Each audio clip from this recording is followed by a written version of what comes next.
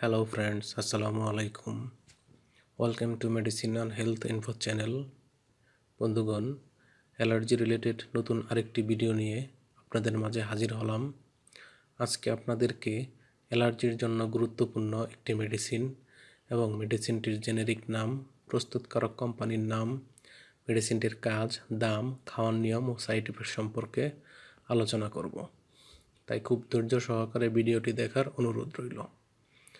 ভিডিওটি শুরু করার আগে আপনাদের প্রতি অনুরোধ, আপনি যদি আমার চ্যানেলে নতুন হয়ে থাকেন তাহলে অবশ্যই নতুন ভিডিও পেতে চ্যানেলটি সাবস্ক্রাইব করা সহ লাইক, কমেন্টস এবং শেয়ার করতে ভুলবেন না। বন্ধুগণ, বাংলাদেশে আবহাওয়া পরিবর্তনজনিত কারণে মানুষের শরীরে বিভিন্ন ধরনের রোগের উপসর্গ পরিলক্ষিত হয়। এর মধ্যে অ্যালার্জি অন্যতম। অ্যালার্জির কিছু লক্ষণ যেমন শরীর লাল ও চাকা চাকা হবে, নাক ও চোখ দিয়ে পানি পড়বে, হাঁচি ও ঠান্ডা লাগবে, কাশি, চোখে ও শরীরে বিভিন্ন অংশে চুলকানি হবে ইত্যাদি। যাদের seasonal allergic rhinitis, perennial rhinitis বা ত্বকের অ্যালার্জি রয়েছে, তাদের কিছু অ্যান্টিহিস্টামিন জাতীয় মেডিসিন সেবন করতে হয়।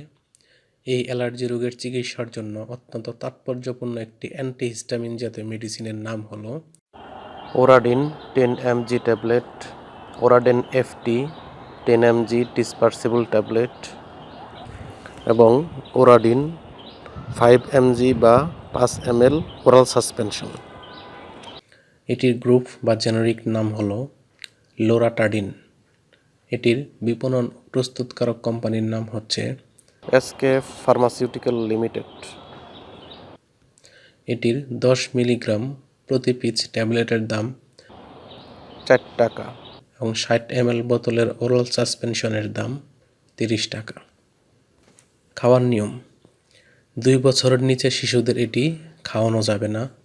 2 থেকে 12 বছরের শিশুদের ক্ষেত্রে যাদের ওজন 30 কেজির বেশি, তারা 10 মিলিগ্রামের একটি ট্যাবলেট দিনে একবার খেতে পারবে। আর যার ওজন 30 কেজির কম, তারা অর্ধেক ট্যাবলেট দিনে একবার খেতে পারবে। অন্যদিকে যাদের বয়স 12 বা তার ঊর্ধ্বে, তারা একটি করে ট্যাবলেট দিনে একবার খেতে পারবে। এই ট্যাবলেটটির কিছু সাইড এফেক্টস যেমন ঝিমুনি বা ঘুম ঘুম ভাব হতে পারে। গর্ভবতী অবস্থায় এবং স্তন্যদানকারী মহিলাদের ক্ষেত্রে এটির প্রয়োগ নির্দেশিত নয়। তাই যে কোনো ওষুধ সেবনের পূর্বে অবশ্যই রেজিস্টার্ড চিকিৎসকের পরামর্শ নেওয়া বাধ্যতামূলক। একই সাথে ঔষধ ক্রয়ের পূর্বে তার উৎপাদন তারিখ ও মেয়াদ উত্তীর্ণ তারিখ দেখে নেবেন।